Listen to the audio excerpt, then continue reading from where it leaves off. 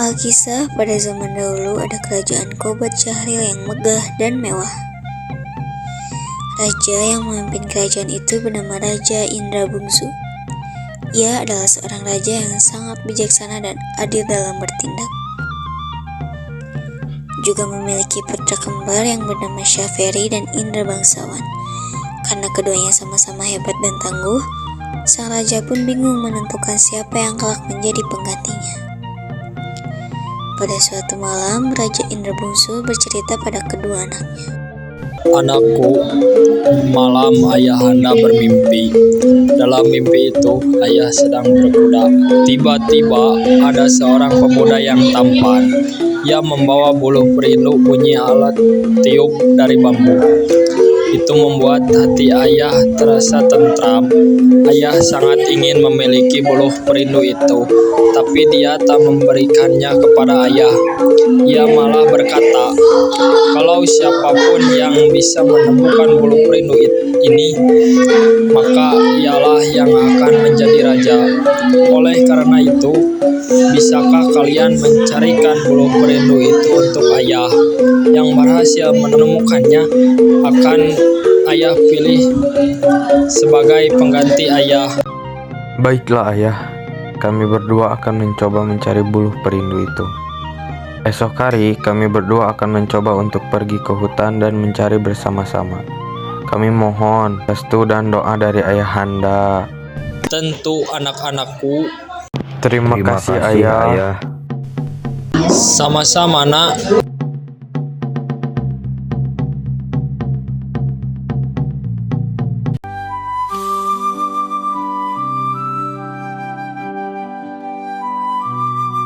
Namun mereka tak pernah menyerah. Sesampainya mereka di tengah hutan, tiba-tiba datang angin topan yang sangat besar. Mereka saling berpegangan agar tak terpisah, tapi angin yang sangat besar membuat mereka saling berpisah dan tidak sadarkan diri.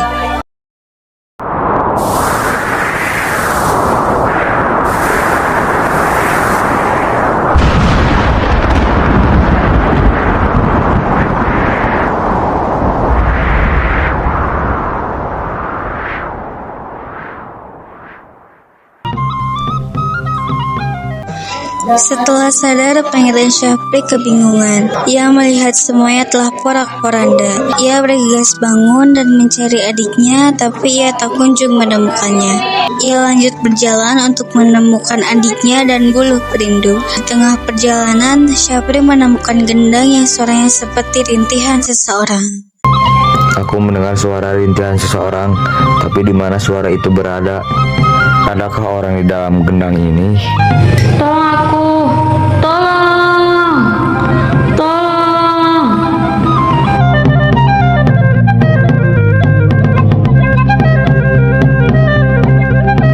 Mengapa engkau ada di dalam gendang itu? Dan siapa namamu? Aku bernama Putri Ratnasari. Aku berasal dari negeri antara berantah yang disembunyikan karena negeri ini telah hancur oleh Garuda. Saya akan menunggu Garuda itu kembali ke sini dan akan mengalahkannya agar dia tidak mengganggu lagi. Jangan Tuan, jangan lakukan itu. Hamba khawatir Garuda itu akan membunuh Tuan. Dia sangat kuat. Jangan khawatir, saya akan berusaha keras. Saya akan membunuh Garuda itu agar tidak kembali lagi. Ketika Garuda datang, Pangeran Syafri langsung menghadang dengan pedang dan mereka pun berkelahi.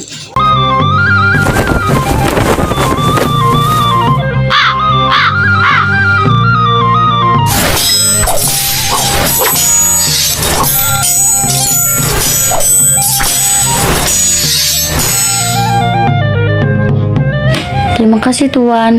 Tuan telah membantu menyelamatkan saya. Saya merasa berhutang budi. Jangan khawatir Putri, suatu kehormatan untukku karena telah menolongmu. Sebagai bentuk terima kasih saya, izinkan saya untuk membantu membersihkan lukamu Tuan. Dengan senang hati Tuan Putri. Tak lama kemudian, mereka saling suka dan memutuskan untuk menikah. Putri Dewi Ratnasari mengikuti pangeran mencari buluh perindu dan adiknya yaitu Indra Bangsawan.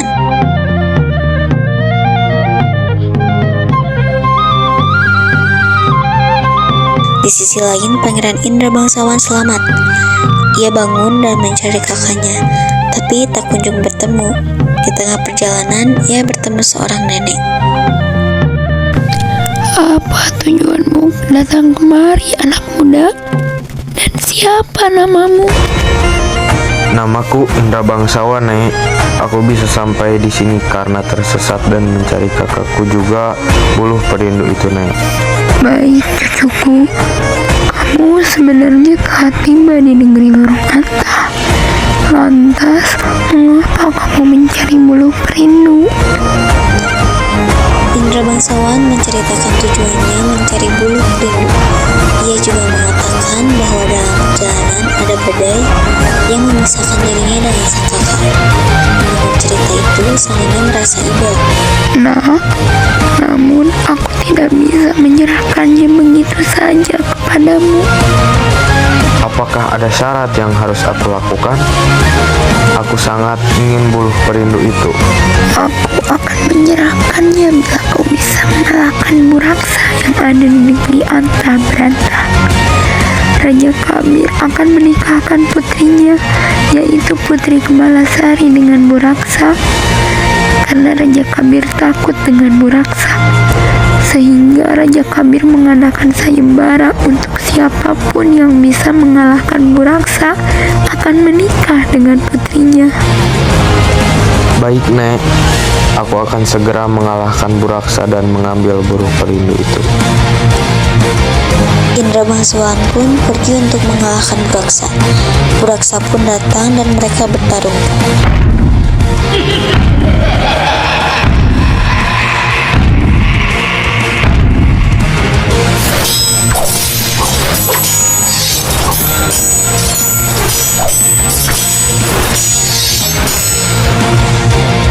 Pada akhirnya, Indra Bangsawan menang dan pergi ke negeri Anta Beranta.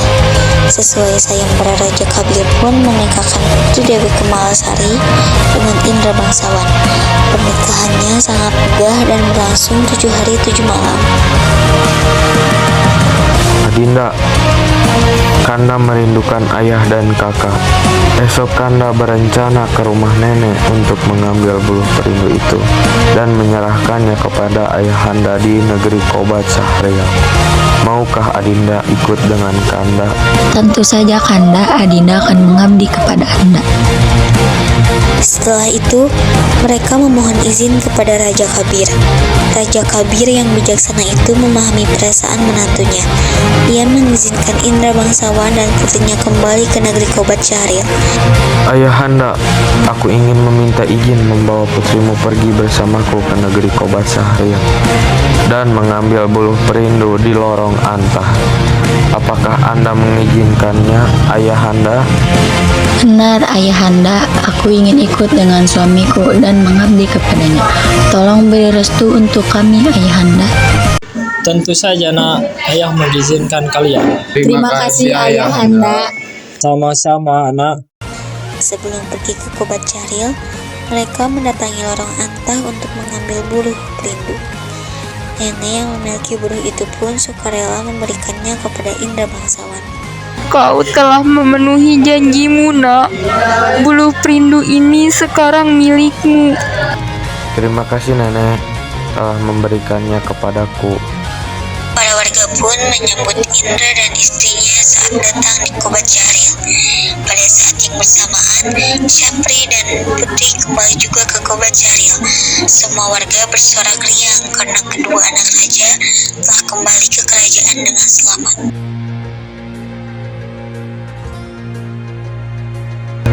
Ini Ayahanda, Buluh Perindu yang engkau inginkan. Terima kasih, Nak. Kau telah mendapatkan Buluh Perindu itu dan memberikan kepada ayah. Selamat, sekarang kamu telah menjadi raja untuk kerajaan ini.